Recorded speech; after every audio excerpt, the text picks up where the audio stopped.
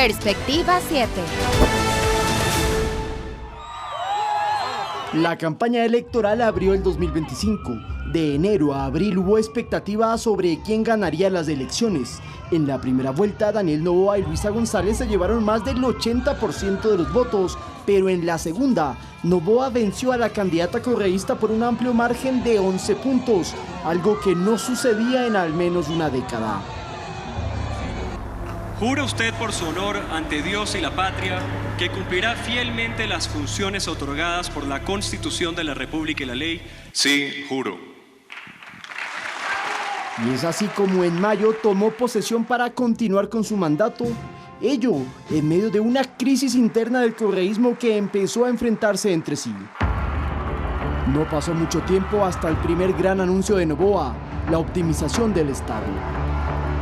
Al menos 5.000 servidores públicos salieron luego de un análisis de eficiencia y los ministerios se redujeron de 20 a 14, lo que hizo que algunas carteras se convirtieran en viceministerios de otros. Necesitamos un Estado que sea más ejecutivo, que sea más limpio y que pueda darle oportunidad a las personas que tanto necesitan. Sin embargo, para el gobierno del Ecuador necesitaba de reformas sustanciales que solo modificando la Constitución se podrían conseguir. Y aunque se propusieron más de 8 preguntas de consulta popular, dejar decidir a la gente, que existan preguntas importantes, cuestionamientos, en el cual la ciudadanía puede pronunciarse. La Corte Constitucional negó la mayoría. Entonces, una vez concluyeron 2 multitudinarias marchas en Quito y Guayaquil, se planteó una asamblea constituyente para reescribir la Carta Magna, pero los ecuatorianos dijeron no, tanto a esa como a las otras 3 preguntas sobre reinstalar bases militares extranjeras en el país, reducir el número de asambleístas y eliminar el financiamiento del Estado a los partidos políticos. Pero sin duda la decisión más trascendental de todas llegó el 12 de septiembre, cuando se redistribuyó el subsidio del diésel, el cual fue eliminado para que esos montos valorados en más de $1.000 millones se convirtieran en bonos, incentivos y créditos para el sector social y transportista. Cerramos la llave también de un subsidio que beneficiaba a los traficantes de combustibles. Afectaba también a la competitividad de nuestra gente y alimentaba las economías criminales.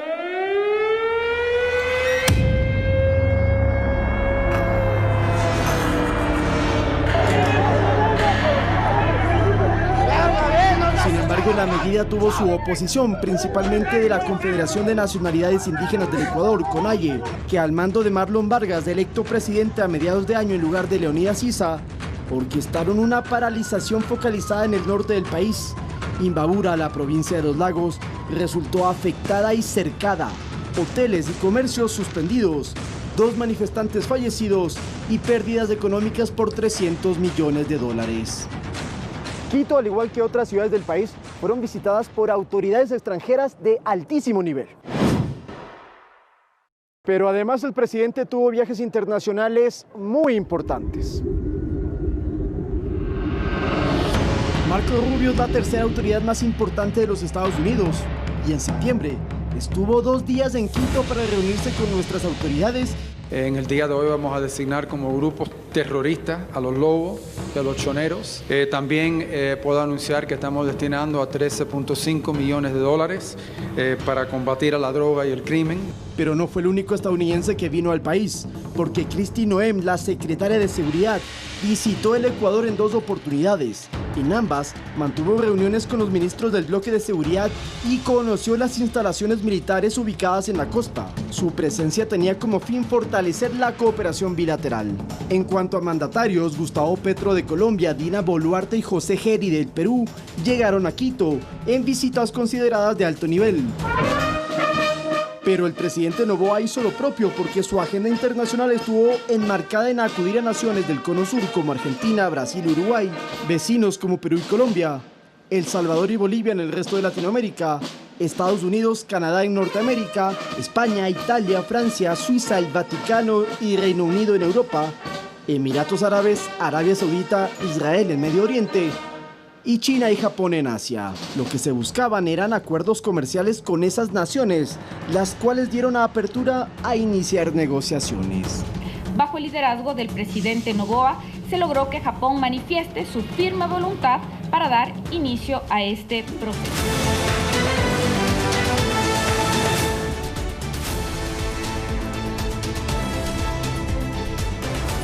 Inseguridad, política y economía están marcando al año que se despide, al año que estamos terminando, pero que solo es la antesala del año que está por venir. Por venir con más de una pregunta. Gracias a su sintonía, esto es Perspectiva 7 y hoy nos acompañan y tenemos aquí en vivo al señor doctor Esteban Ron, abogado, decano de la Facultad de Ciencias Sociales y Jurídicas de la Universidad SEG, al señor economista Osvaldo Landázuri, justamente especialista en el análisis económico. De lo que hemos visto, señores invitados, toda esta movilidad, si es que cabe el término, o toda esta configuración de la violencia que hemos vivido en los últimos meses, ¿qué tipo de año estamos concluyendo? Doctor, buenas noches, bienvenido. Muy buenas noches, gracias por la invitación, honrado con ella. Osvaldo, muy buenas noches. Bueno, es un año realmente atípico, no previsible, creería yo, en materia de seguridad. Movido, ¿eh? Bastante movido y además con algunas perspectivas que no estaban ni siquiera configuradas en el estudio del Estado. Por ejemplo, la movilización de los últimos meses que se realizó, el paro y la duración del mismo. ¿Sí? Hemos visto momentos explosivos, además, respecto a la inseguridad en un factor trascendental internacional como un nuevo eje que es la exposición de las personas comunes y corrientes a conflictos o eventos delictuales. Esto salió en Human Rights Watch hace poco tiempo. ¿Esto es nuevo para el Ecuador? Esto es nuevo para el Ecuador y que justamente estos estándares nacionales e internacionales han hecho que no haya una contención porque la movilización, como tú lo señalabas, Félix, va generando nuevos eventos, dispersión en cuanto a la territorialidad, pero más que nada hay este engaño factual. ¿A qué me refiero con esto? Que lamentablemente en esta distorsión narrativa que tenemos por la inclusión de los grupos irregulares, inclusive en redes sociales y demás, no logramos determinar información para ser reactivos y preventivos como Estado. Quiero preguntarle qué tipo de país nos está dejando todo esto después de 365 días, pero todo o cualquier elemento siempre tiene al final del día un efecto en la parte económica. Vale repetir de alguna forma la pregunta. ¿Qué tipo de año con todos estos antecedentes estamos concluyendo? Economista, bienvenido. Un saludo, Félix, Esteban. Muy gentil. Efectivamente es un año que termina poniendo quizás ingredientes más complejos a esta situación económica que le hemos vivido durante la última década. Y es que el Ecuador no acaba de resolver sus temas estructurales, estamos empantanados en discusiones complejas, pero cabe mencionar algo especial, es decir, terminamos un año en donde vacunas, delincuencia, etcétera, hacen que realmente trabajar sea muy complejo. Por esos elementos que son muy visibles y con todo respeto, señor economista, esto por ejemplo me viene a la memoria porque fue tan fuerte, la toma de toda una provincia durante un mes. En la parte económica, por ejemplo, la exposición, como ya nos dijo el doctor Esteban Ron, de todos estos líderes de la delincuencia, ¿qué tipo de año nos están marcando?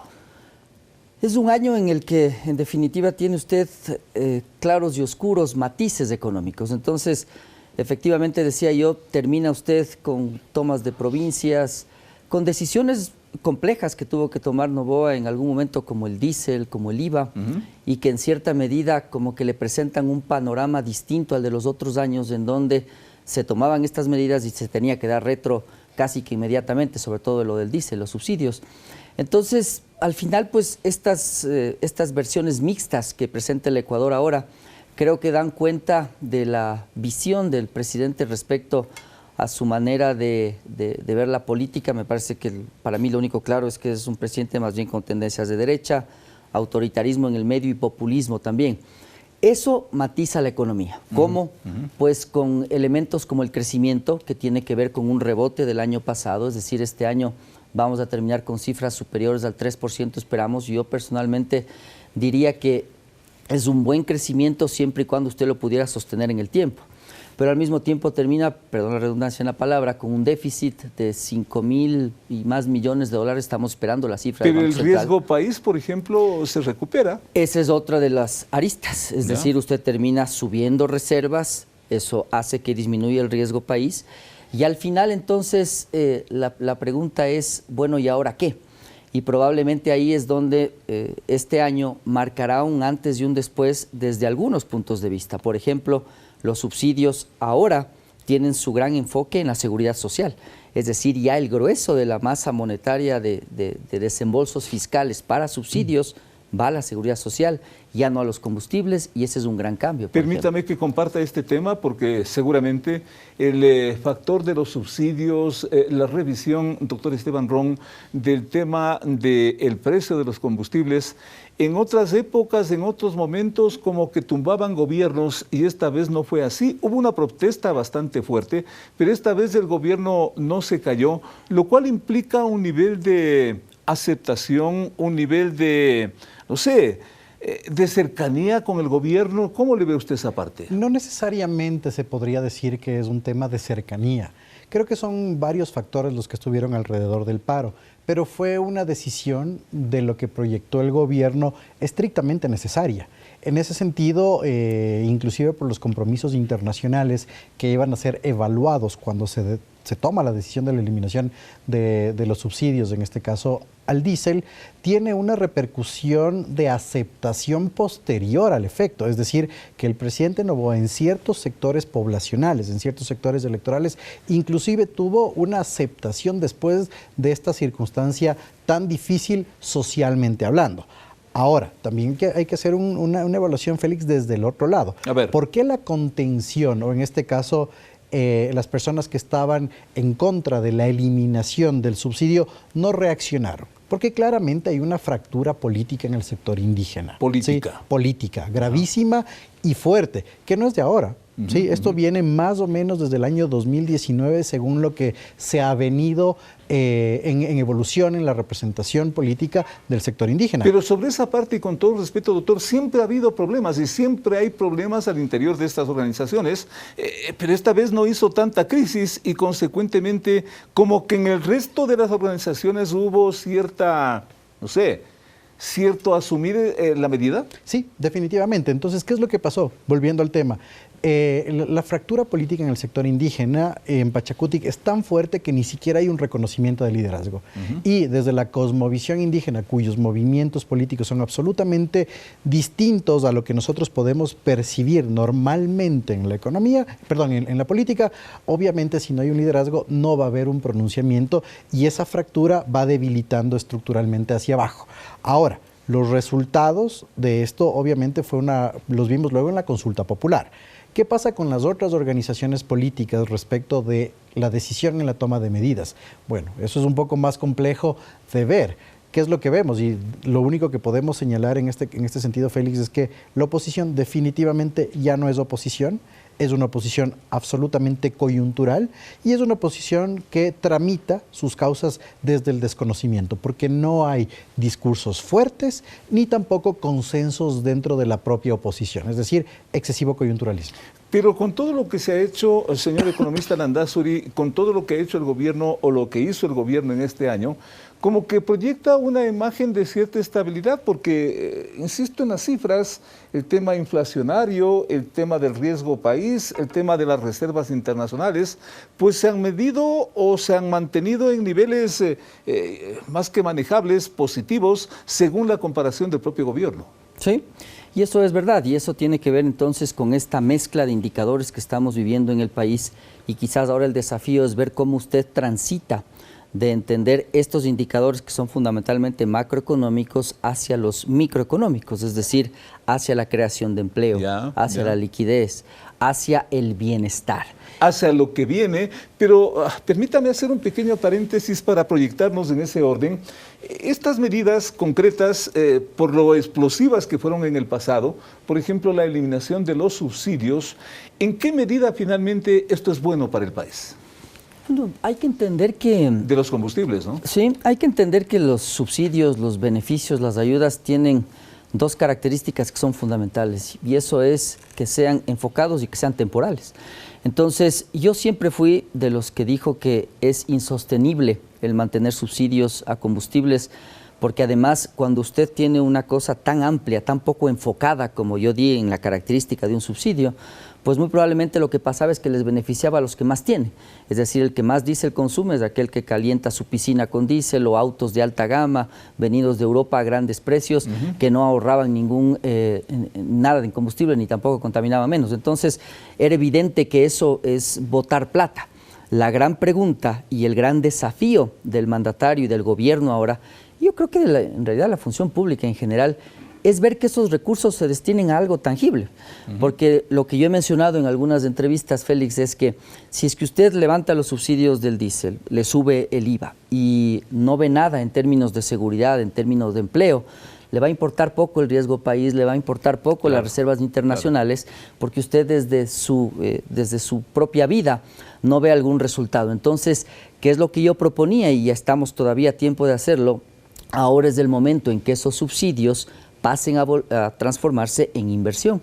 Era una propuesta que yo la elevé desde hace algunos años, recuerdo claramente, y lo que yo proponía era 1 centavo una escuela, o 2 centavos una carretera. ¿Todavía es vigente eso? Por supuesto, en la línea en la que usted ordene sus finanzas públicas. Por eso yo sigo recomendándole al gobierno que es importantísimo hacer un presupuesto base cero, Félix, para que ahora sinceremos. Mire este gran cambio que acabé de mencionar. Los subsidios ya son seguridad social sobre todo, y eso usted no va a poder levantar fácilmente. Necesita generar empleo. Claro, ¿para qué? Claro. Para que más aportantes o más personas aporten a la seguridad social. Y para cambiar empleo necesita un gran diálogo y necesita inversión.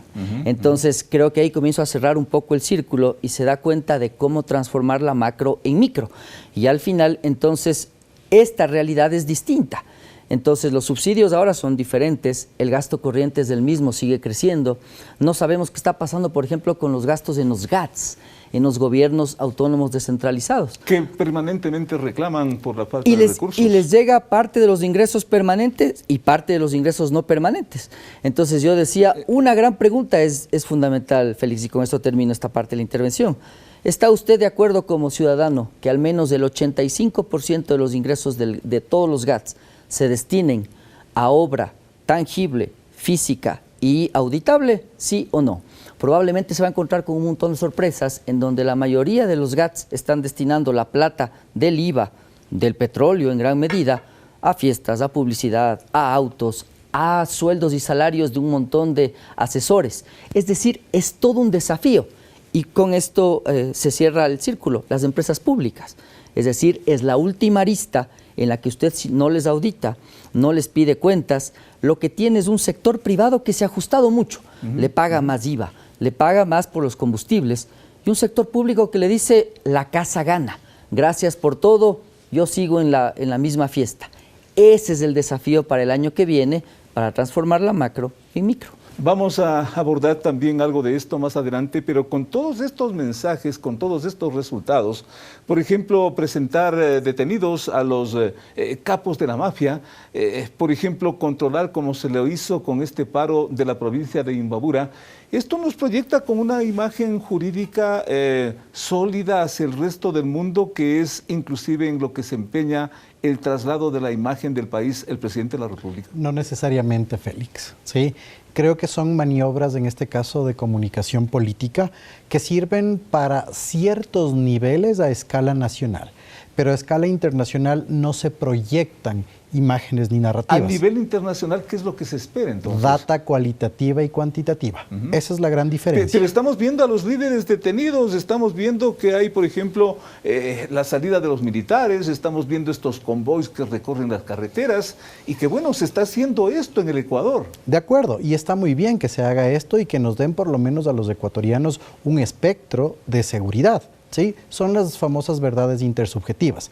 Pero a escala internacional, esta imagen tiene que ser acompañada de data cualitativa y cuantitativa. Resultados. Y además, ¿qué es lo que pasa a escala internacional? Que los resultados que el Ecuador obtiene y produce son contrastados con los de los observatorios internacionales, ¿sí? Y en observatorios internacionales del Ecuador está en algunos como objetos de estudio, no solo en Human Rights Watch, en el Observatorio Mundial de Crimen Organizado y demás. Entonces, lo que el Ecuador trata de generar como imagen política sostenible, sostenibilidad, de tranquilidad y de seguridad, siempre va a ser contrastado con datos. Ese es el espectro internacional. Porque pongamos, y con todo respeto, el otro escenario, consecuentemente, obviamente son personas, son analistas que no han venido por último al Ecuador. Y dejemos al país sin estos elementos, como que la fuerza pública no hace nada y el gobierno dice, bueno, hago lo que puedo. ¿Cómo nos verían entonces sin hacer nada? Bueno, eso sería terrible, ¿no? Lo que es importante en este sentido es que, por ejemplo, las movilizaciones que tú acertadamente señalas de militares, sí te producen datos cuantitativos favorables. Entonces te dicen, mes de diciembre, 400 movilizaciones, exacto, 300 aprehensiones y demás. No solo es narrativa, sino que a pesar de que se quiere generar esta figura de previsibilidad del delito, eso per se te genera una contención y te van a generar números favorables. Lo que sí tenemos que señalar, y creo que lo mejor que podemos hacer dentro de los espectros de comunicación, es que una cosa es la comunicación que nosotros tenemos en el país y que nos sirve como ciudadanos. A efectos internacionales es otro tema, sí. Es determinante la imagen, pero esto siempre va a tener un contraste. ¿Y qué es lo que pasa en el mundo globalizado y además infoxicado?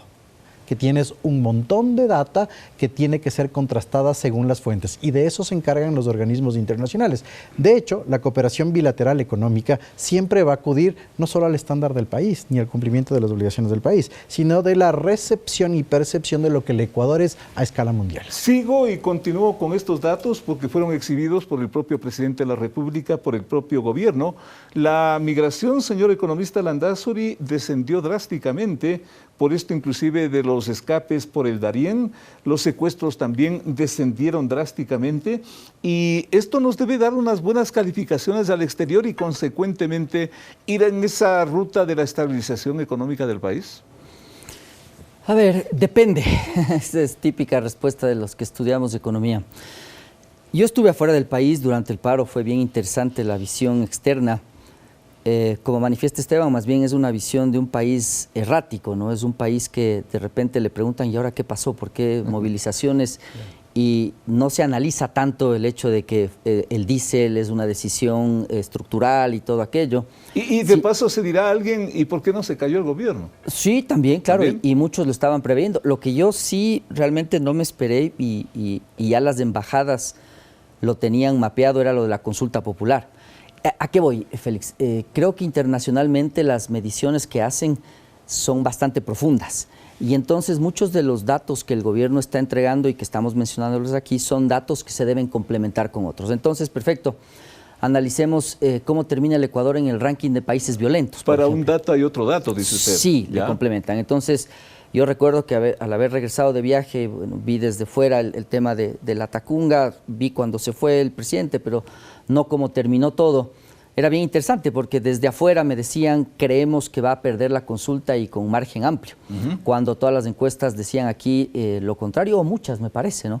Entonces, por ejemplo, termina con estos datos, pero al mismo tiempo como el 6º país más violento de la región, o del mundo, perdón. Termina con datos favorables en cuanto a las reservas internacionales, y en cuanto al empleo usted ve un estancamiento o más bien una leve mejoría que no demuestra nada estructural en el fondo.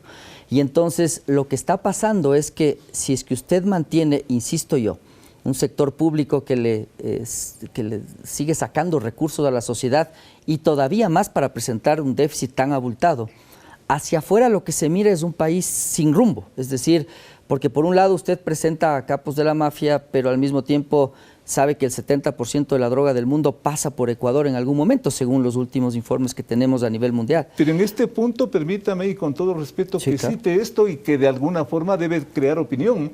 La incautación, por ejemplo, de droga de 221.000 kilogramos subió a 513.000.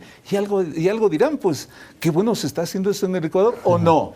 Lo que pasa es que es parecido a lo que decía Lazo, ¿no? Y en ese momento usted lo que dice es que si sale mucha más droga, entonces va a incautar también mucha más droga. Entonces, ¿pero es significativo este dato? O sea, yo creo que es relativo. Es significativo en la medida en la que usted viera información que complementa aquel dato. Pero cuando usted se fija en que el 70% de la droga, según los datos internacionales que aquí no manejamos, pero que sí la manejan agencias internacionales de crimen organizado, se da cuenta que lo que pasa es que está pasando un montón de droga por el país. Entonces, por supuesto que iba a incautar más.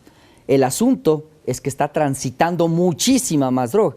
Entonces, en esa línea, insisto, lo que sucede es que ahora tiene usted datos mixtos. Los datos dan cuenta también de decisiones valientes, difíciles tomadas. Claro. Está lo del IVA, está lo de los subsidios, por supuesto. Pero también hay datos que dan cuenta de un desenfoque del gobierno a la hora de ver una planificación de más largo plazo y no apagar incendios. No quiero dejarle pasar esta parte de los datos sobre la incautación de la droga, que sin duda son cantidades espectaculares.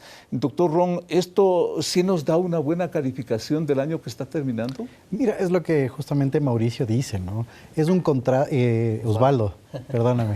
Y mi segundo nombre es Mauricio. Ay, buena hora por ahí, buena. Le adivinó. Sí, es justamente lo que dice Osvaldo. Los datos no pueden ser considerados como absolutos, ¿sí? Porque las condiciones de ese mutatis mutandi variable que se genera mes a mes, trimestre a trimestre, en cada uno de los países, los datos te van a referenciar distintas realidades. Ahora, si es que hay un aumento exponencial en la cantidad de incautación de droga y las circunstancias son las mismas hacia el año anterior, digamos que se va a ver bien ese dato, ¿sí? Se va a ver gestión pública, se va a ver cooperación intrainstitucional del Estado, pero nuevamente hay que analizar el entorno, la complementariedad de datos. Hay que ver si es que esos 500 millones toneladas de 513.000 toneladas. Kilogramos. Kilogramos, ya. Hay que ver ese dato, ¿sí? Compararlo, como te decía, cuantitativamente hacia atrás. Además viene un complemento. No solo es el tema de incautación. ¿Cuántos operativos se realizaron? Ese es un dato plano y duro, comparado hacia meses pasados, hacia años pasados. La capacidad gubernamental de reacción. ¿Qué se está haciendo con esa incautación? ¿Cuántos detenidos sobre esa incautación hay? Entonces, es un tema no macro, no absoluto, pero que tiene que ser matizado respecto a, nuevamente, en el dato duro podríamos ver que existe, en este caso, una superación de estándares o de límites y que vendría a ser favorable internacionalmente en Ecuador. Claro. Pero nuevamente, la comunidad internacional no es que te perdona estos datos absolutos, te contrasta, te ve y principalmente te los complementa con los datos, como Osvaldo señalaba, que ellos mismos manejan. Pero mucho se ha hecho, por ejemplo, en la minería ilegal, que es muy importante, inclusive hasta cabe el término como espectáculo, porque destruir eso no es cosa fácil. Eso es importante. Y mira, ahí sí tienes un dato que no necesariamente tiene que ser contrastado, porque lo que pasó en Buenos Aires, el boom de eso fue cuando estaba el expresidente Moreno. Las primeras desarticulaciones fueron en ese gobierno y después hubo una brecha, ¿sí? Del propio gobierno de Moreno. El expresidente Lasso no hizo absolutamente nada respecto de minería ilegal y ahora el presidente Noboa, con los ministros de cada uno de las carteras de Estado involucradas, lo retoma. Entonces, ese gap, esa brecha que hubo de más o menos 2 años y medio y que se ha retomado, sí es un logro. Pero eso es una decisión política, es una decisión de política pública, de atacar un problema inminente de una determinada manera. ¿El control de la minería ilegal en términos económicos sí es un hecho evidentemente positivo o también en eso nos queda dudas para lo que se viene en un replanteo del manejo de esta actividad ya con términos de ingresos importantes para el país, economista? Yo creo que, a ver, seamos claros en una cosa, Félix. La fiebre del oro no le para a nadie y partamos de ese principio económico que es fundamental. Donde hay oro, lo va a extraer, legal o ilegalmente, alguien. Eso no lo para nadie. Eso no lo para nadie y yo creo que el Ecuador tiene que tener eso claro para entender cómo abordar esta conversación respecto a la minería. Entonces, yo con esto lo que estoy diciendo es que creo firmemente en que no nos podemos dar el lujo como sociedad de dejar que la minería ilegal tome el lugar de la minería legal en los yacimientos que el Ecuador tiene de los diferentes minerales, como primer tema.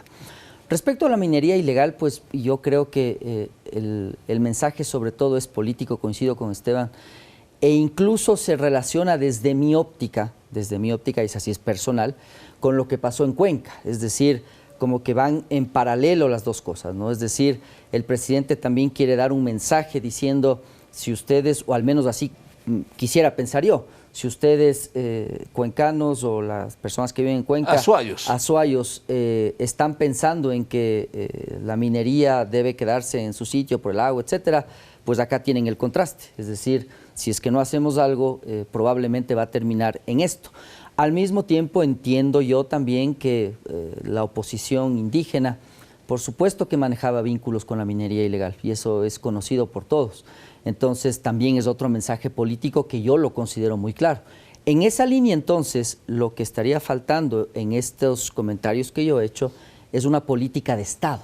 Es decir, ahora sí me paso de lo político a lo estructural y defino cuáles son las aristas respecto al tema de minería ilegal y etcétera, pero indudablemente creo que lo que pasa en Cuenca, lo que pasa en la consulta y los resultados indudablemente marcan un hito, y en eso Esteban va a saber mejor que yo, muy probablemente es económico y también político, es un antes y un después. Esto de la política de Estado, con todo lo que estamos conversando, analizando con nuestros invitados, podría ser para lo que viene, y para eso vamos a hacer una pequeña pausa y en un momento retornamos con más aquí en Perspectiva 7.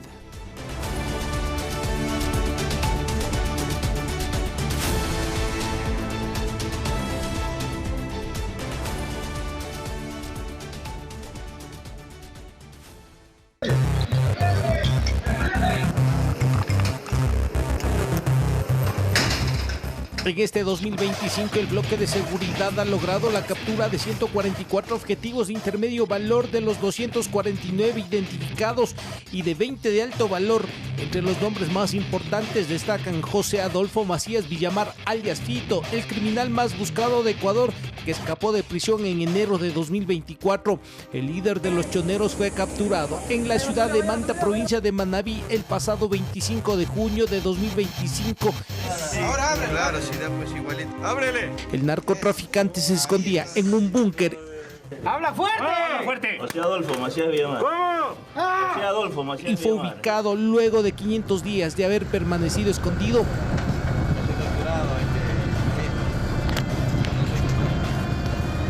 ¿Ve cómo la pinta?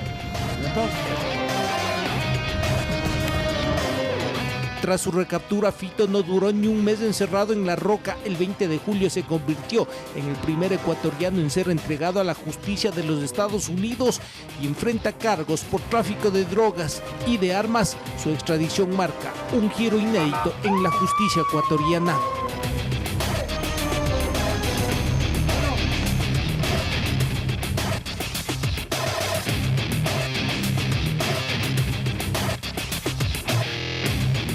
El mensaje que se envía a los criminales, que sepan dónde van a parar.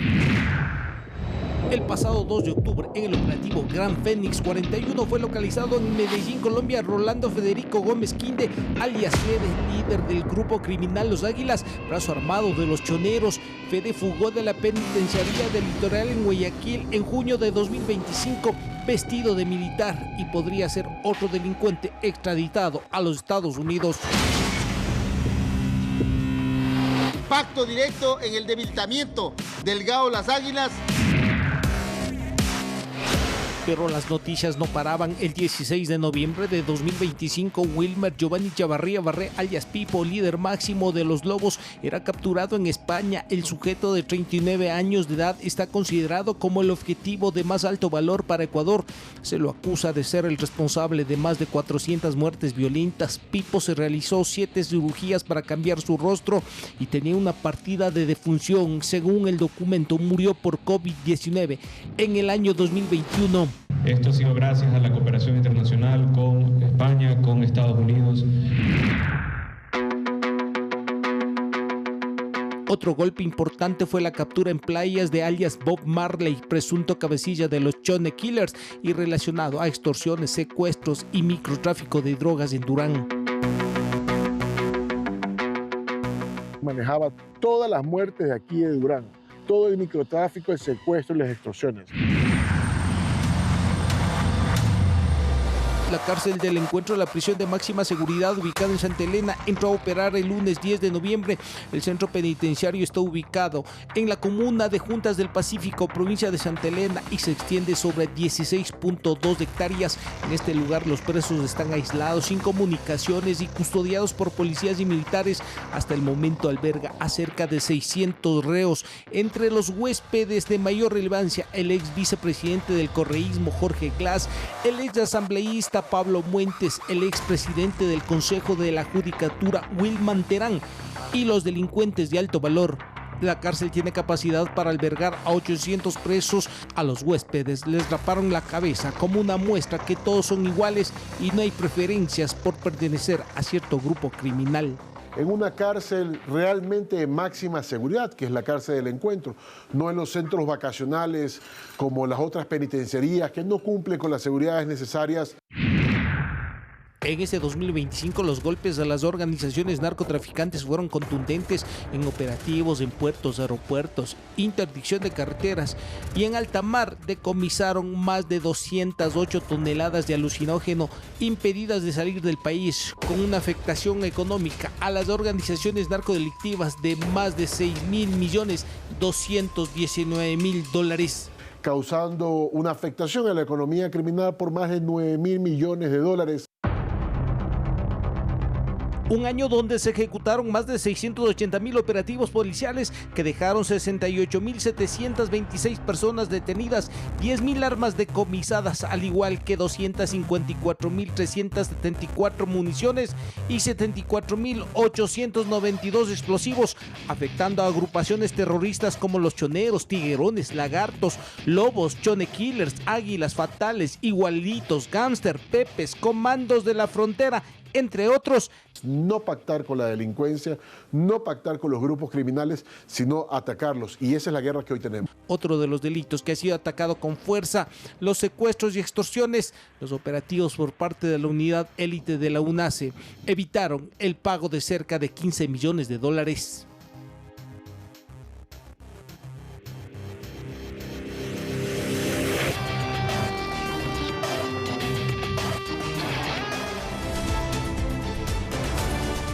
Varios elementos también marcaron al presente año en la parte política que de alguna forma están conectados con lo que ya hemos analizado con nuestros invitados, pero la parte política, la parte de fondo y que va con este tan invocado tema de la gobernabilidad también es fundamental. El resultado de la consulta popular, ¿en qué momento de la historia del país nos deja con miras a lo que viene, doctor Ron? Bueno, es una de las cosas más interesantes que sucedieron este año y creo que hay que matizarlo al menos desde 3 puntos. El primero es el esquema de gobernanza que tú acertadamente lo planteabas, Félix. Parece que el gobierno buscó como único plan sin contingencia que la constituyente se asiente.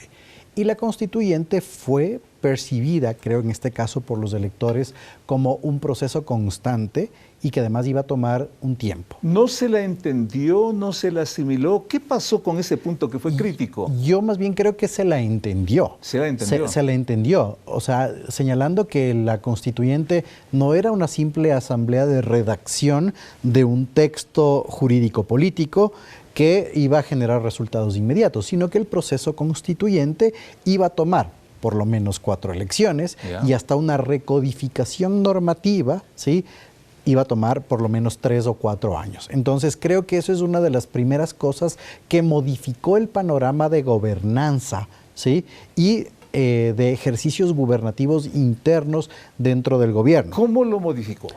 que el gobierno tenía esperanzas de ir hacia una asamblea constituyente que tenía ciertos bemoles y que efectivamente iba a haber un paralelismo, una constituyente corriendo por un lado y en este caso tal vez un posible y solitario Daniel Noboa gobernando desde el Ejecutivo. Con esos otros elementos, permítame que hagamos un paréntesis para que con lo que usted nos ha dicho, vayamos con el señor economista Arandázuri. Consecuentemente, este resultado de la consulta popular apunta en esa línea que usted manifestó antes de la necesidad de un plan de gobierno.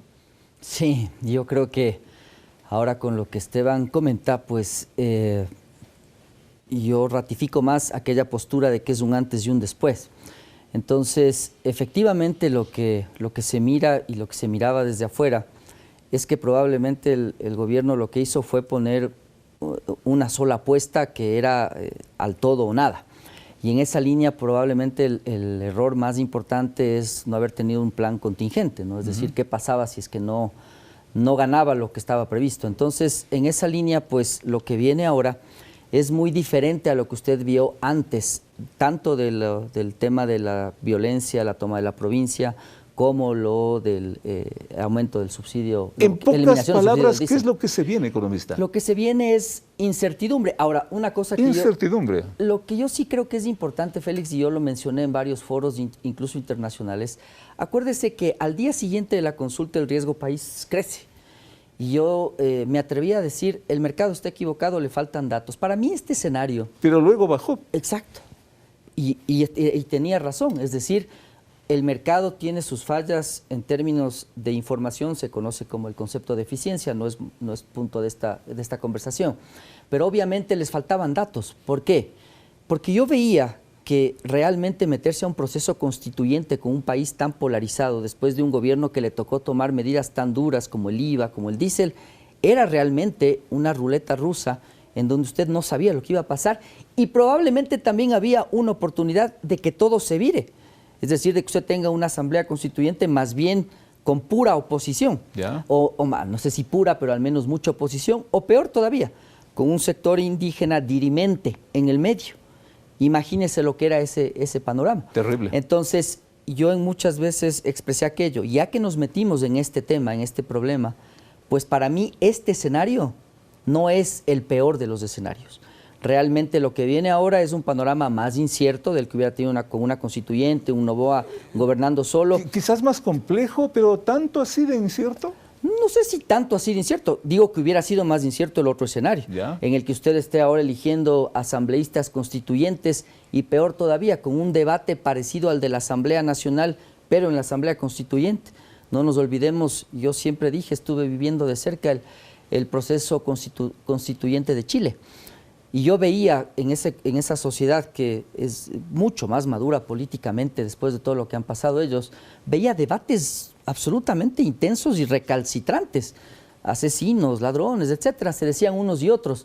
Y al último usted vio, la izquierda mal interpretó lo que el pueblo chileno buscaba y perdió al final perdió la posibilidad de cambiar la Constitución. En cualquier parte y con todo respeto, el tema de la seguridad jurídica sin duda marca a un Estado, marca a un gobierno, marca a un país.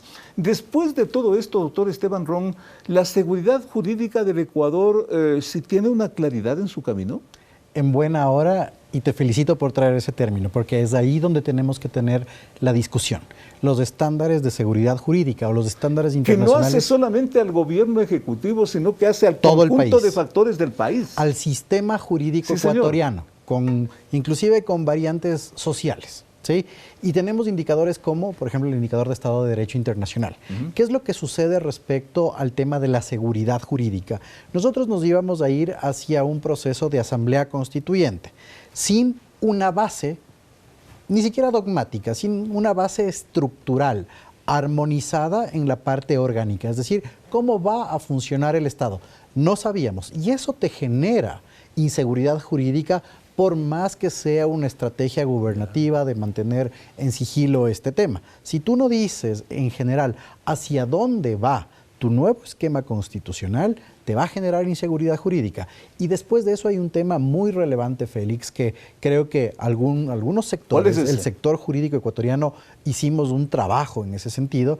Es decir, no solo es la Constitución, el proceso de recodificación posterior que tomó y le tomó al Ecuador en la Constitución del 2008, desde el 2008 hasta el 2013, 5 años, le puede tomar el mismo tiempo. Y mientras eso suceda, no tienes certeza de seguridad jurídica. Eso es lo que pasó. Ahora, lo que decía Osvaldo, el riesgo país después de las elecciones aumentó, pero inmediatamente, ya a los 4 días, baja. Bajó, claro. Sí, baja. Claro. Ese es el efecto. Es un electrocardiograma esta cosa, ¿no? Básicamente, y sé que hay una falla de mercado y lo pronunció así Osvaldo, pero eso se denomina el efecto postelectoral, ¿sí? La efervescencia social, la efervescencia política, reflejado a un nivel internacional, obviamente te va a aumentar porque no sabes qué va a pasar, más aún cuando no hubo una reflexión y no hubo un pronunciamiento desde el Ejecutivo. Cuando ya se pronuncia el presidente Noboa, cuando la Asamblea Nacional algo aterriza la situación, obviamente el riesgo país cae. Entonces, eso es lo que pasaba, ¿sí?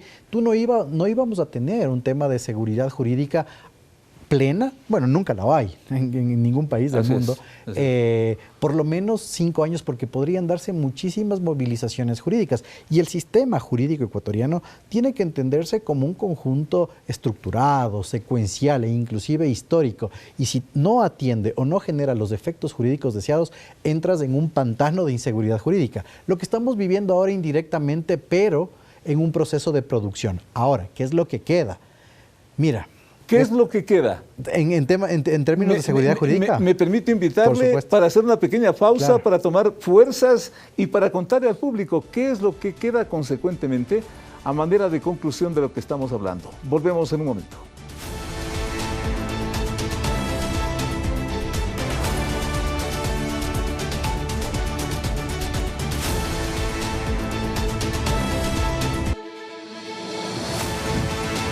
Perspectiva 7.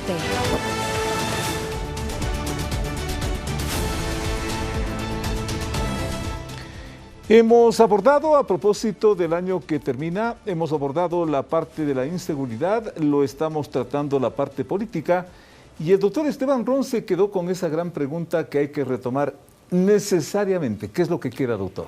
Políticas públicas fuertes y colaboración intrainstitucional en el Estado. Mira que esta semana se ha producido un evento súper conmocionador del sector jurídico ecuatoriano. ¿Cuál es ese? El tema de la discusión alrededor del Consejo de la Judicatura y su presidente y otros casos que posiblemente se vuelvan enigmáticos, la detención de una ex general de la Policía Nacional, etcétera. Entonces, ¿qué es lo que tiene que demostrarse en lo que viene? En primer lugar, en el sector justicia, que es lo que me atiende profesionalmente hablando, que el decurso de estos casos, tanto en investigación como en juzgamiento, no tengan una irrupción política de ninguna manera, ¿sí?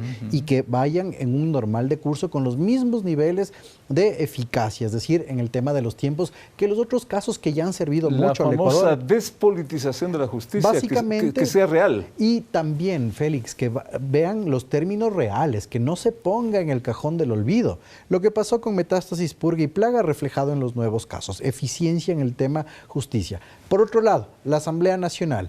Por favor, la Asamblea Nacional no tiene que generar pronunciamientos políticos para escudar o esquivar la administración de justicia. Si tienen que llamar a X, Y o Z persona a un juicio político de manera inmediata, que así lo sea, ¿sí? Ahora, el tema legal y producción legislativa. En cuanto a la producción legislativa, hay que olvidarnos del tema de las reformas parche, ¿sí? Y eso tiene que hacer una conciencia toda la Asamblea. Oficialismo y oposición. No es reformar 1, 2, 3 artículos porque voy a salir muy bien en las redes sociales. Si me voy a hacer una reforma, por ejemplo al COIP, ¿sí? Respecto a la imprescriptibilidad de ciertos delitos, tengo que atender y hacer inteligencia normativa. No es el COIP, es a nivel de Constitución. Entonces, ¿qué me compete realmente de reformas a nivel de ley y olvidarnos de las reformas parches? ¿Cómo se llega a eso? Me permito dejarle con esa inquietud para luego retomar, pero y en la parte económica, con esta gran interrogante de qué es lo que queda, señor economista, qué es lo que se viene, con todo lo que ustedes mismos le han contado al público. A ver, primero entender que lo que buscamos nosotros es el bienestar de la persona. Es decir, al final la economía debe trabajar para la gente. Y ese bienestar se resume en un gran concepto, que es el crecimiento económico. Para que sea bien clarito este tema. Es decir, si uno crece, pues se genera empleo, hay inversión, etc. Entonces, ese debe ser el objetivo. ¿Cómo caminamos hacia allá? Pues se han resuelto un par de temas que eran muy relevantes. Lo de los impuestos, lo siguiente fue lo de los subsidios de los combustibles. Pues ahora realmente creo yo que el asunto pasa al lado público. Es decir, esto no va a funcionar si usted no tiene un tamaño de Estado de acuerdo al tamaño de su economía. Para que nosotros tengamos una idea. Dicho en otras palabras. Nosotros tenemos una participación estatal en términos de presupuesto de alrededor del 37%, 38%. Otros países tienen 28%, 29%.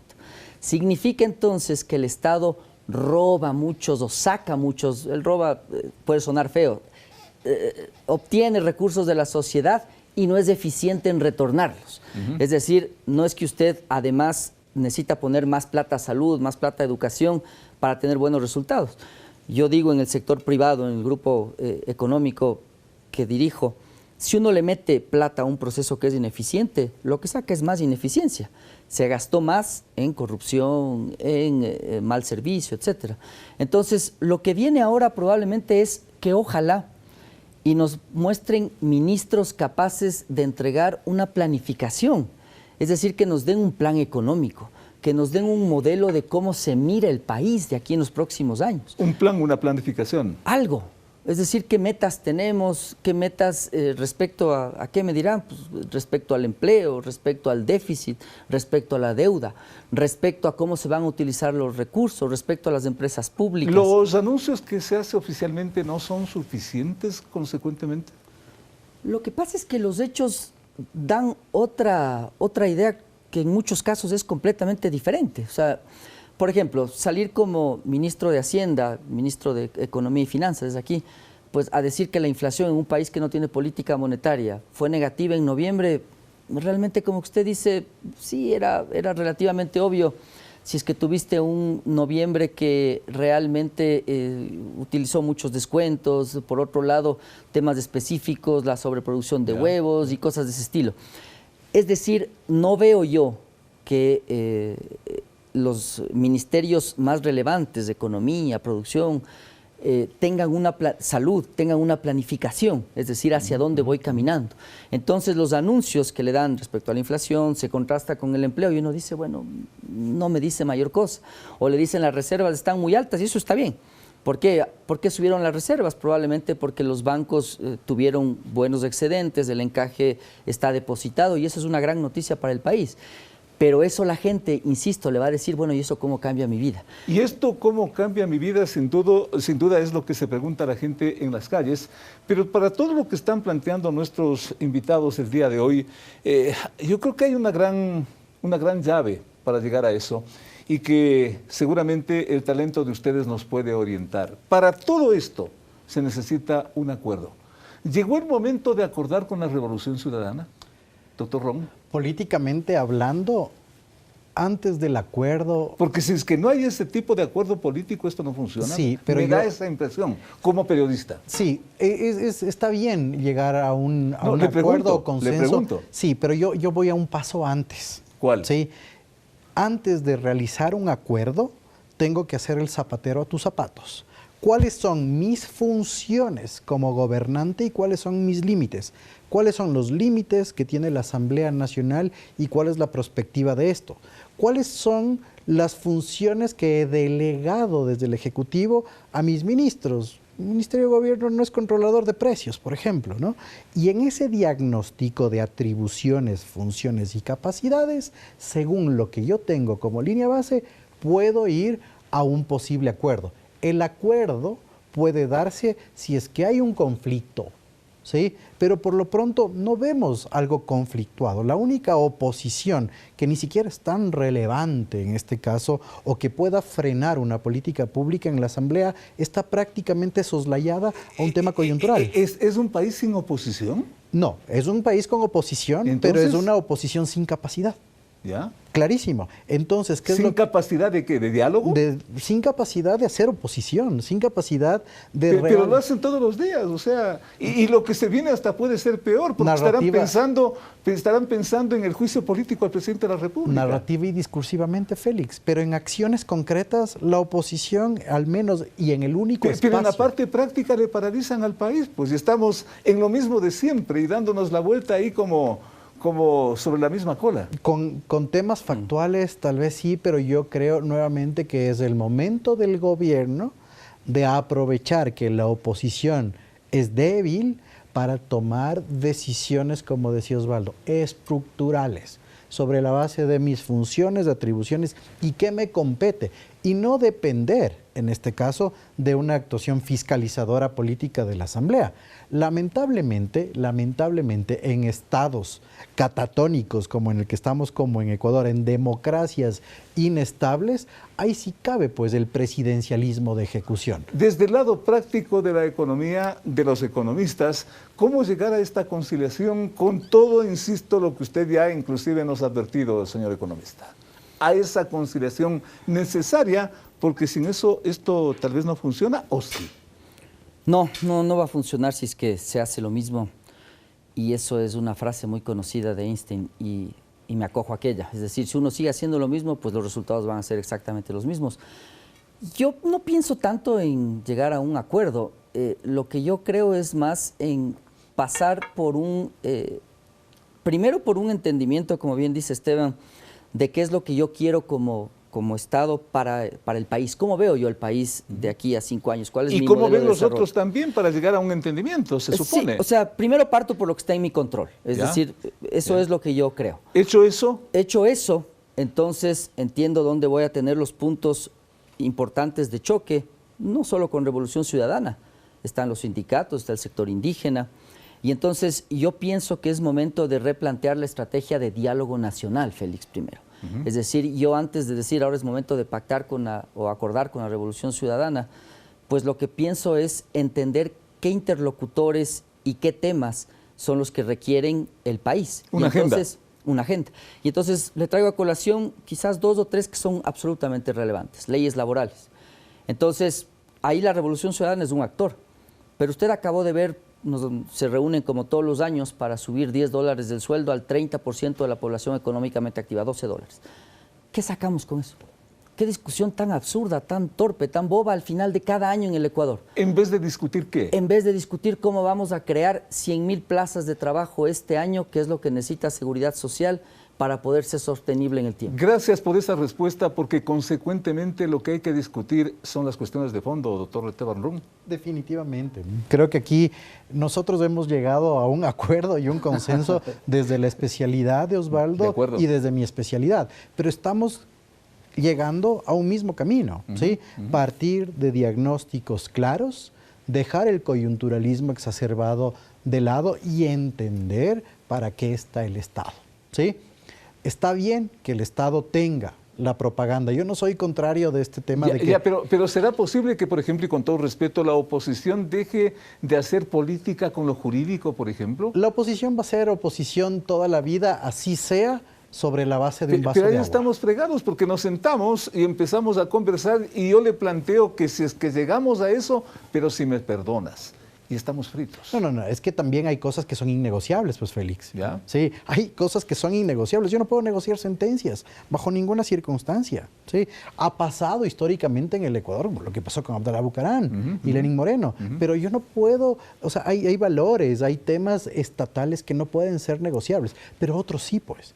Y no puede condicionarse el futuro, la previsión política, la política pública, la forma y estructura del Estado a un tema hiperpersonal de una persona que busque regresar al país. No, eso no estamos para eso. Hay que entender que el Estado está ahí para otras finalidades. Gracias por captarme esa parte a la manera de conclusión, porque en lo que coinciden nuestros dos invitados es en la necesidad de llegar a un entendimiento para el año que viene, y no solo para el año que viene, que puede ser el inicio de muchos más. Y yo les planteaba esta pregunta, plantearse ese acercamiento, ese entendimiento, ¿en qué términos? Por eso fueron las preguntas, por eso resuelva las inquietudes, pero sobre todo para que usted saque las mejores conclusiones. Amigos, muchas gracias. Dios mediante. Hasta la próxima semana. Perspectiva 7.